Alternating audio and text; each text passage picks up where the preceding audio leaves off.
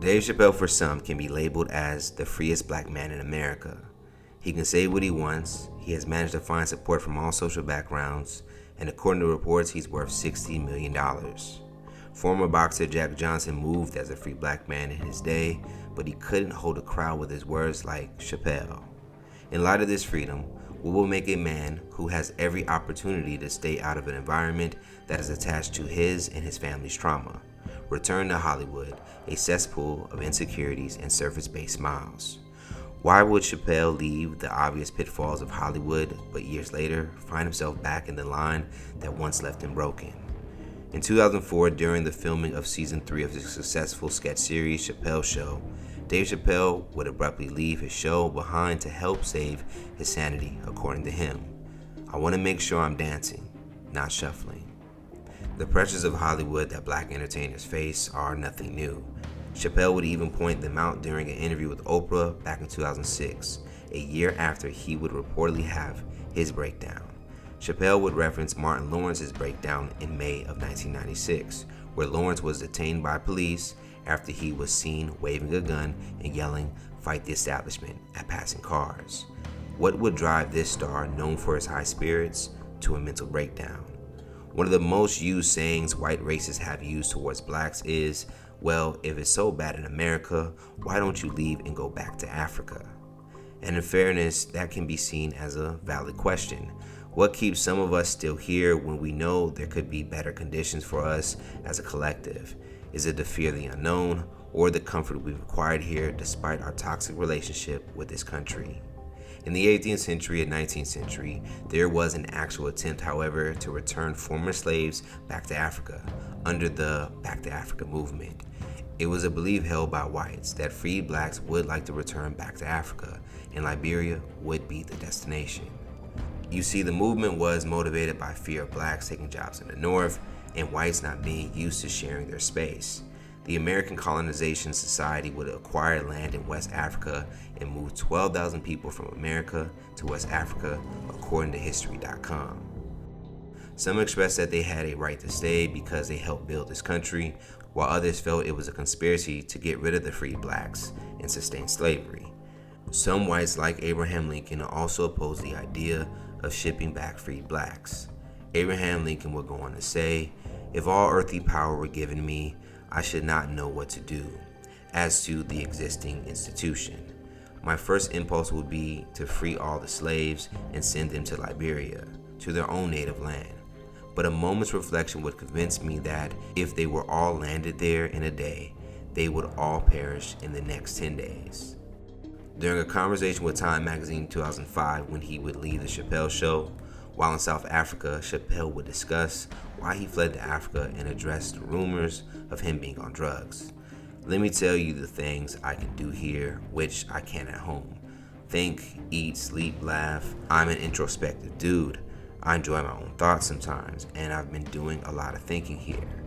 There were things that overwhelmed me, but not in the way that people are saying. I haven't spent any of the money. All that stuff about partying and taking crack is not true. Why do I live on a farm in Ohio? To support my partying lifestyle? If you don't have the right people around you and you're moving at 1,000,000 miles an hour, you can lose yourself. Everyone around me says you're a genius, you're great, that's your voice, but I'm not sure that they're right. You gotta be careful of the company you keep. It's hard to know how much to say. One of the things that happens when people make the leap from a certain amount of money to tens of millions of dollars is that the people around you dramatically change. During my ascent, I've seen other people go through the wall to become really big.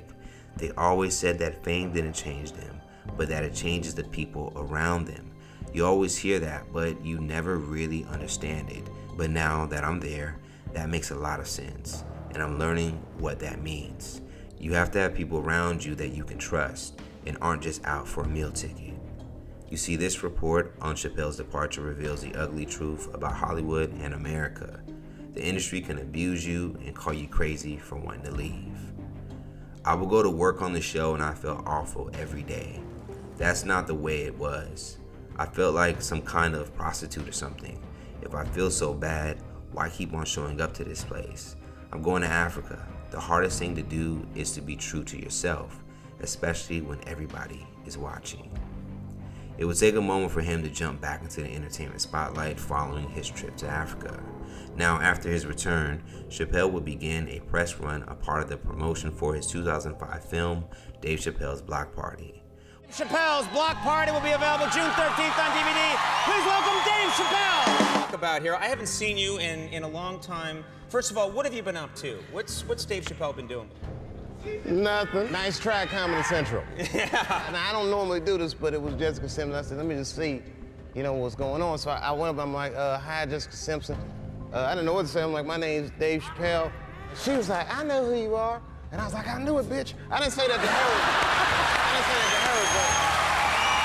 While speaking with Conan, those paying attention would catch a reason why someone like Chappelle couldn't escape the industry. If Chappelle, like most celebrities, craves the attention and recognition, nowhere like home can compare to the amount of attention he garners. When speaking to Time magazine back in 2005 while in Africa, he would express his nonchalantness about fame, but also while expressing an eagerness to remain relevant. Times magazine writer Christopher John Farley would share this in his Chappelle interview. He says that he's only been recognized 5 or 6 times in the 2 weeks he's been here. It happens so sporadically that when it does, it freaks me out because I have to remember, oh yeah, I'm famous. At the end of our interview/photo shoot, an American woman does recognize him.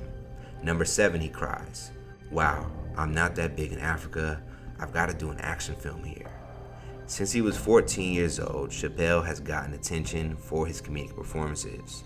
You see, scholars have went on to confirm that all humans require some sort of attention.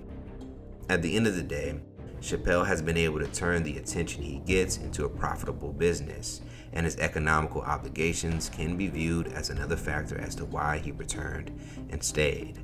The challenge of taking your business overseas to a foreign market can be risky. What comedy material could he use for African audiences as an American? How would the language barriers affect his business infrastructure? He would essentially have to start all over and learn how to thrive in a new market. Now, in an interview with Naomi Campbell back in 2021, Chappelle would express his interest in doing more shows in Africa and even open a comedy club in a place like Ghana. In that same interview, he would go on to admit that he did have doubts on how the audiences there would respond to him, hinting that again the financial risk could be a barrier. But he would end up telling Naomi that he was surprised how fast he was able to sell tickets for a show he did in South Africa. And like he revealed during an interview with Joe Rogan, the craft of comedy is also what kept him to come back. I don't take this money for granted, this platform, and I'm not talking about the fame platform, I'm talking about comedy, this genre. Like, it's been so good for me. A permanent relocation to Africa could have hindered his earnings, potentially impacting the lifestyle he wanted to provide for his family. In recent times, more Black people have decided that their comfort in the States is not worth the true validation they seek, so they have made the leap by returning to the lands of their forefathers. In an interview with Oprah, Stevie Wonder would reveal his plans to move to Ghana, and his reasons would echo a sentiment many feel. Because I want to see this nation smile again. Oh. And I want to see it before I leave to travel to move to Ghana.